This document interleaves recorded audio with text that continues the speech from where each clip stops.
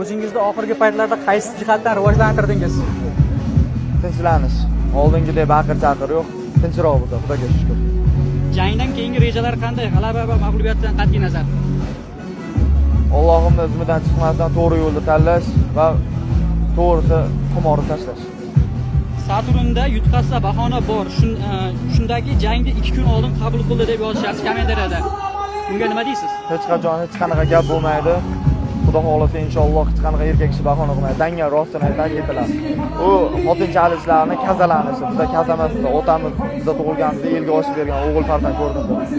Bizda oxiri o'limgacha kurashamiz, hech qachon inshaalloh mag'lubiyat bo'lmaydi. Muxlislaringizga nima degan bo'lasiz? Qo'llaylar, quvvatlaylar, O'zbekiston yagona. Bo'ldi. Gap so'zi o'zbek o'ziga bek.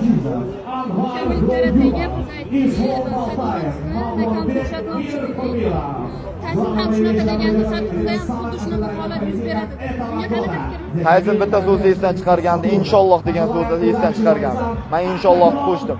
Xudo xolasa bo'ladi nakoz inshaalloh.